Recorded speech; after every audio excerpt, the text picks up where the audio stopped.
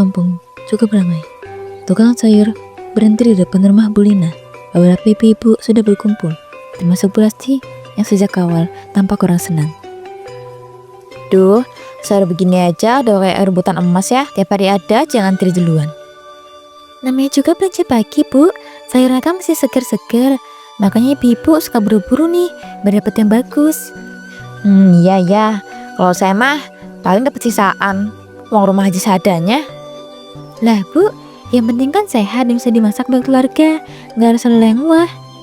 Enak aja ngomongnya situ. Rumah udah kayak istana, halaman bersih. Tiap orang lewat pasti muji. Lah saya, jangankan muji, online aja males. Aduh, jangan ngomong gitu, Bu. Tiap orang punya rezeki masing-masing. Nggak usah dibanding-bandingin. Ya, nyatanya orang-orang lebih suka main ke rumah sih daripada rumah saya. Katanya adem, katanya enak dipandang. Nah, itu mah karena saya suka nanam bunga. Jadi kelihatan hijau-hijau gitu. Padahal sederhana aja kok. Itu pot bunga aja kayaknya lebih mahal loh daripada isi dapur saya, Bu. Loh, enggak kok. Daun sendo di pasar juga murah. Ada juga yang dikasih saudara. Kalau rawatan jadi bagus. Kalau saya kayaknya nanam bunga udah layu gitu dari dulu. Emang sih, dari dulu nasib saya nggak beruntung. Semua bisa kok, Bu. Asal telaten aja. Kadang saya suka kesel loh, Bu. Kenapa ya hidup saya kayak gini aja? Sedangkan ibu enak banget hidupnya. Semua orang ada ujiannya kok, Bu. Jangan dikira hidup saya mulus loh. Ada juga capeknya. Capek apaan? Tiap hari saya lihat ibu tinggal di rumah di teras. Anak-anaknya rapi, suaminya sopan, ya enak lah. Itu kan yang kelihatan, Bu. Padahal dalam rumah saya juga ada masalah yang maju keluarga. Entahlah, saya rasanya pengen banget punya kehidupan kayak ibu. Sore itu, tiba-tiba asap pekat mengepul dari depan rumah Bu Lina. Rupanya, Bu Lasti sedang menyalakan api membakar sampah kering, sengaja di dekat pagar Bu Lina.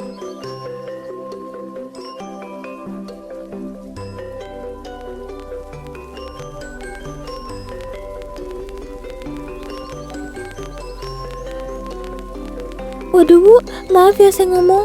Asapnya kok banyak banget ya sampai masuk ke rumah saya. Anak-anak jadi batuk. Bisa tolong nggak jangan sedikit bakarnya? Aduh, apaan sih? Saya bakar sampah kan dalam rumah saya sendiri. Suka-suka saya dong. Masa mau atur rumah orang lain? Saya bukannya ngatur, Bu. Cuma tolong aja. Soalnya asapnya nyebar ke dalam, baunya nyengat. Ah, lepek amat. Cuma asap doang kok heboh. Setiap hari juga hidup asap dapur, gak pernah ngeluh tuh. Iya, Bu, tapi kan beda. Ini asapnya tebal banget. Saya masuk ruang tamu. Kasihan anak-anak saya, jadi nggak nyaman. Alah, alasan aja. Itu mah kebiasaan nyari masalah sama saya. Mentang-mentang rumah bagus, jadi ngerasa ngatur-ngatur orang. Astagfirullah, Bu, gak ada masuk kayak gitu. Saya cuma khawatir aja, takut asapnya bikin sesak. Kalau sesaknya tutup pintunya, gampang kan? Jangan malah duduk saya kalau saya bikin sengsara. Tapi kan emang asapnya kelihatan jelas lah, Bu, masuk dari arah sini. Saya emang baik-baik loh ini juga baik. Ah, udahlah, saya tahu kok seperti ibu, so halus, so sabar. Padahal mati rendahin saya kan. Aduh, jangan salah paham lah, Bu. Gak pernah ada pikiran gitu. Saya mau yang lingkungan yang nyaman. Kenapa situ doang kan? Kalau orang kayak saya mah dibiarin aja susah. Membakar sampah sebentar aja pun diributin. Semua orang berhak nyaman, Bu, bukan cuma saya. Kalau bakar sampai agak jauh, kan semua enak. Dasar orang kaya, dikit-dikit bawa nyaman, dikit-dikit bawa kesehatan. Kayak cuma keluarga situ aja yang penting. Loh, Bu, semua keluarga penting loh. Termasuk keluarga Ibu juga kan. Makanya saya ingetin, biar gak ada yang sakit. Gak usah pura-pura peduli deh. Kalau saya sakit, tapi Ibu menolong. Lain juga kalau dalam hati, Bu. Astagfirullah, kalau Ibu sakit, baru saya loh yang datang pertama. Ih, manis banget mulutnya. Orang sekampung juga tahu sih Pak Ibu itu. Kalau dipuji senyum-senyum, kalau dan susah, pura-pura nggak lihat. Ya Allah, saya nggak ngerti loh. Kenapa Ibu marahnya sampai segini? Saya cuma minta, asal jangan sampai masuk ke rumah, itu aja. Ya kan masih muak, Bu. Dari dulu hidup saya nih, terus sama Ibu. Rumah kalah, halaman kalah, karena malah nyuruh-nyuruh lagi. Ya Allah, Bu, saya nggak pernah ngerasa saingan loh. Saya pengennya kita akur, rukun sebagai tetangga. Dari dulu orang-orang selalu bilang rumah Ibu paling bagus, paling bersih. Saya jadi bahan bandingan terus. Itu bukan salah saya dong, Bu. Cuma ngerawat apa yang ada. Udahlah, gak usah merendah. Saya tahu kok. Di hati kecil ibu pasti seneng kan kalau saya susah begini. Kini, hampir tiap sore, Bu Rasti sengaja bakar sampah. Sore itu, lagi-lagi asap tebal mengepul dari depan rumah Bu Lina. Bau menyengat masuk sampai ke ruang tamu. Anak balitanya terbatuk-batuk keras. Wajah Bu Lina telah cemas. Ya Allah, Bu, anak saya batuk tuh. Keras Ibu yang tiap hari bakar sampah. Alah, batuk dikit aja heboh. Anak kecil batuk mah biasa. Jangan nyalahin asap saya dong. Bu, saya mohon banget, tolong sih jangan bakar sampah di depan rumah saya. Anak saya beberapa hari ini sesak napas juga. Lah, situ maunya apa? Sampah saya numpuk kalau nggak dibakar. Apa ibu mau nampungin semua sampah saya?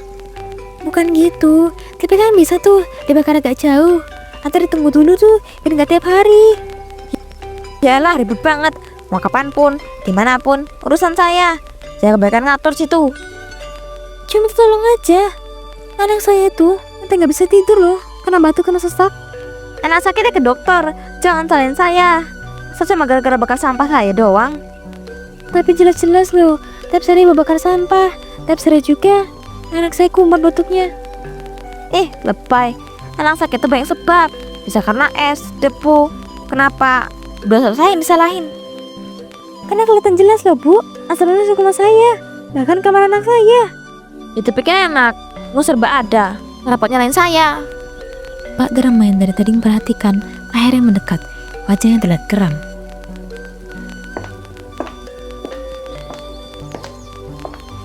Rasti, maaf saya ikut ngomong, tapi ini udah ngeresahin. Asap dari bakaran ibu tiap sore bikin semua warga gak nyaman. Kok bapak ikut-ikutan? Nggak aman saya sendiri loh. Saya bakar sampah saya sendiri. Kenapa sih pada ribut? Karena asapnya nyebar kemana-mana, Bu. Bukan cuma ke rumah Ibu Lina. Anak-anak kecil batuk-batuk. Orang tua juga pada ngeluh sesak. Biarinlah. Mau saya nggak nyuruh mereka hirup asap. Kalau nggak mau ya tutup pintu jendelanya. Bu, tolonglah dipikirin. Kita kan tinggal bareng di kampung. Kalau satu orang seenaknya, semua jadi kena dampaknya nanti. Dari dulu juga saya nggak pernah diperhatiin. Sekarang giliran saya bakar sampah, langsung diributin rame-rame. Bukan gitu, Bu. Ini benar-benar bikin sakit. Anak saya sendiri korbannya. Anak ibu lagi. Seolah-olah cuma anak ibu tuh yang penting di sini. Bu, justru karena anak kecil, makanya kita harus lebih hati-hati. Saya nggak peduli. Saya tetap bakar sampah. Kalau enggak, rumah saya bau, kotor, jelek ntar dibanding rumah Ibu Lina. Bu, saya ngomong baik-baik ya. Kalau ibu tetap keras kepala, warga bisa marah. Jangan sampai jadi masalah besar. Silakan aja kalau mau marah, nggak takut. Dari dulu juga, ia udah jadi bahan omongan. Sekarang apa bedanya? Bu, kalau anak saya sakit parah, apa Ibu mau tanggung jawab? Lah, tanggung jawab apa? Kan bukan salah saya. Anak ibu tuh yang lemah, salah sendiri manja. Astagfirullah. Ya, ingat ya, orang lain gak usah ikut campur. Kecuali kalau bantu saya. Siang itu, pagar rumah Bu Lina baru saja selesai dicat. Beberapa tetangga yang lewat sempat memuji, membuat hati Bu Rasti semakin terbakar. Sore harinya, ia kembali membawa tumpukan sampah kering dan menyalakan api tepat depan pagar baru itu. Astagfirullah, Bu, membakar sampahnya di depan pagar saya sih, baru dicat loh. Apinya juga gede, nanti kena pagar saya. Terus kenapa? Saya bakal aja itu anak saya sendiri loh. Kalau situ takut, siram aja pagar mahal itu. Bu, tolong matiin dulu apinya. Ini udah makin gede. Pagar saya masih basah, bisa rusak semua. Alah, cat aja diributin. Pagar situ kan mahal, pasti awet lah. Gak bakal gosong cuma karena asap gini. Bukan karena asap, Bu. Lihat apinya tuh. Udah jelek karena sini. Mau merembet gimana? Bisa kebakar loh rumah saya. Ya salah siapa punya rem bagus? Kalau orang biasa kayak saya kan bakal takut tuh kebakaran. Ya salah kan, bakar sampah sembarangan tanpa mikirin bahaya. Saya nggak sembarangan. Tiap hari bakar di sini juga nggak pernah apa-apa kok. Baru sekarang situ lebay teriak-teriak. Karena apinya beneran gede, Bu. Lihat tuh, hampir kena pagar saya. Udah ada percikan yang nyambar. Ya udah kalau takut, siram sendiri aja. Jangan nyuruh saya. Ini tanggung jawab ibu loh, karena ibu yang bakar. Terus saya harus repot ke dalam rumah ibu. Kalau saya nggak bakar sampah, siapa dong yang membersihin halaman saya? Situ mau? Enggak kan? Jadinya banyak protes. Saya nggak protes loh, tapi jangan juga bikin bahaya buat orang lain. Apalagi rumah saya bisa kebakar ntar ini. Tiap hari kan rumah situ dipuji orang. Sekarang kena asap dikit, mau langsung panik. Kayak dunia mau kiamat aja. Bu, apinya kenapa bunga saya itu? Pot bunga besar dikit aja heboh. Seorang kaya, lebaran dianggap berharga. Saya mohon dong bu, tolong padami sebelum makin parah. Males.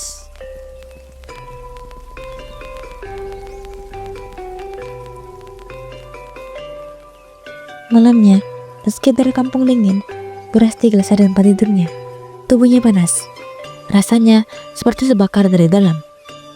Ia pun memutuskan untuk tidur. Tapi dalam mimpinya, ia terjebak di tengah tumpukan sampah yang menyala. Ia terbangun dengan kaget. Astagfirullah, mimpi apa barusan itu? Keesokan paginya, ketika ia bangun, tangannya terasa perih saat dilihat kulitnya melepuh merah seperti tersiram air panas. Astaga, tangan saya kok kayak gini? Semalam kok nggak apa-apain. Kok melepuh gini sih tiba-tiba? Astagfirullah bu, tangan ibu kenapa tuh? Kok melepuh kayak habis kena api? Halah, jangan pura kaget. Pasti salah ibu ini. Pasti ada hubungannya sama ibu. Kok nyalain saya tuh bu? Saya mah malah khawatir loh tangan ibu. Khawatir apaan? Dalam hati, pasti ibu seneng kan? Dan saya kesakitan begini, berkatan hina. Jangan suzon bu, saya nggak pernah loh ngejelek ibu. Kalau saya bisa nolong, saya pasti mau nolong. Nolongin apaan? Saya tahu pasti. Ini balasan dari ibu kan? Semalam saya mimpi kebakaran. Pas bangun, tangan saya melepuh. Pasti ibu doa yang jelek. Nauzubillah, saya nggak pernah bu. Justru tiap malam sudahin semua warga sehat, termasuk ibu. Nggak usah munafik. Dari dulu ibu tuh selalu bikin saya malu dan rumah bagus ibu. Halaman rapi. Sekarang tangan saya rusak begini. Saya heran, kenapa sih setiap hal selalu ibu katain sama saya? Padahal saya nggak pernah tuh ganggu hidup ibu. Gak pernah. Justru ibu itu tiap hari ganggu perasaan saya. Orang-orang puji rumah ibu, orang-orang puji ibu rajin. Sementara saya dirupain. Itu bikin saya sakit hati. Tapi kan bu, bukan salah saya tuh, orang lain yang ngomong. Alasan. Sekarang lihat hasilnya nih. Tangan saya kayak dibakar. Pasti ibu senang banget kan? Demi Allah, saya nggak senang lihat ibu kayak gini. Saya malah kasihan. Kalau ibu mau, saya antar ke bidan. Udahlah. Butuh bantuan dari ibu. Saya lebih baik sakit begini daripada diantar sama orang bikin hidup saya terhina. Jangan keras hati bu, ini serius. Kalau dibiarin ntar parah, bisa infeksi. Ya biarin, itu lebih baik daripada saya menerima belas kasihan ibu. Astagfirullah. Hari itu, Bu Rasti sedang duduk di depan rumahnya sambil melihat rumah Bu Lina. Tak lama, Bu Sulis lewat membawa kantong belanjaannya. Bu Sulis, tahu nggak sih, rumah Bu Lina tuh bagus, rapi, bersih. Tapi hatinya sombong banget tahu, gak pernah nolong tetangga, cuma mikirin diri sendiri doang. Bu Rasti, jangan gitu dong. Gak baik ngomongin orang di belakang. Bagi kita nggak tahu dalamannya gimana. Lah, Bu Sulis, saya kan tiap hari lihat kalau ada tetangga kesusahan, ya nggak peduli, rumahnya gede, semuanya serba enak, tapi sombongnya minta ampun. Bu Rasti, saya ngerti perasaan ibu, tapi gosipin orang juga yang bikin hati panas loh. Mana ada, saya cuma kasih tahu fakta. Semua orang juga tahu kan rumah yang mencolok, tapi hatinya lain cerita. Tetangga yang baik pasti bakal nolong kalau kita butuh bu. Jangan cuma lihat dari luar aja. Saya mah tiap hari sendiri loh bu. Kalau nggak percaya, tanya aja tetangga lain. Tapi jangan langsung nilai jelek juga gitu bu. Malah dosa loh ngomongin orang tanpa bukti. Saya mah udah biasa, kecil-kecil. Saya kan cuma komentar ini. Hati-hati ya Bu Rasti, kalau terlalu sering ngomong gitu, orang-orang nanti ilfil sama ibu. Biarlah, yang penting orang tahu siapa yang sombong, siapa yang tulus. Saya mah tulus ngomong, biar warga sadar. Ngomong terus-menerus tentang orang juga sebagai diri sendiri loh Bu. Kalau hati panas, juga terganggu. Sehat kok saya. Mati pada mikirin Bu Lina. Dan saya lebih waspada. Jangan sampai tertipu soal penampilan luarnya aja. Lah Bu, emang ibunya tenang, daripada gosipin orang, capek sendiri. Panas boleh, jangan ngomongin orang terus. Tadi bukan nyaman sendiri loh. Tetangga juga bosen. Ya silakan. Saya kan cuma bilang yang nyata. Jangan pura-pura suci Bu Sulis. Rumahnya aja bagus. Tapi kalau tetangga, mukanya datar. Bu Rasti, nanti kelama-kelamaan, orang-orang percaya sama ibu loh. Lah biarin. Yang penting semua orang tahu siapa yang sombong. Siapa yang coba pura manis. Keesokan harinya, udara panas dan angin kencang. Bu Rasti membawa tumpukan sampah kering seperti biasa.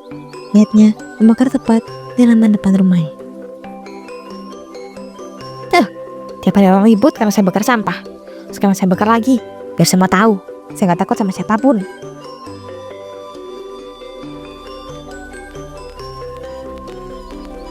Bu Rasti, tolong dengar saya. Yang bakar sampah sekarang. Anginnya kencang. Tapi bisa gede nanti. Bahaya buat ibu. Buang jauh-jauh omongan ibu itu. Saya bisa kok atur rapi. Jangan usah khawatir. Ya Allah Bu, dengar saya. Saya serius. Jangan keras kepala. Jangan bikin diri ibu serakah. Diam kamu, so perhatian. Tolong dengar saya Bu. Angin sekarang kenceng banget. Mungkin bisa nyambar. Namun Bu Rasti tetap tidak peduli. Dia tetap membakar. Malah sengaja menambah tumpukan sampah agar banyak. Tiba-tiba angin kencang datang dari arah utara. Menjerat api ke arah tubuh Bu Rasti.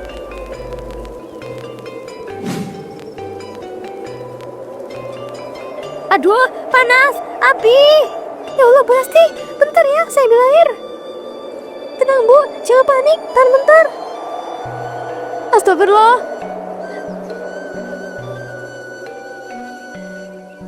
Tak lama kemudian, api pun padam. Bu Lina langsung berlari ke halaman rumah Bu Rasti. Bu Rasti sudah terbaring lemah. Bu Rasti dilarikan ke rumah sakit. Kondisi lukanya cukup parah, namun ia selamat. Ya Allah Bu, untung loh, Bu masih diberi kesempatan sama Allah. Maaf ya Bu, ini pasti karena sikap saya selama ini. Saya minta maaf. Udah gak apa-apa Bu, sekarang Ibu istirahat dan pulihin diri Ibu dulu. Bu Rasti akhirnya menyadari bahwa semua ini adalah akibat dari kesombongan dan iri hati yang telah ia pelihara sendiri.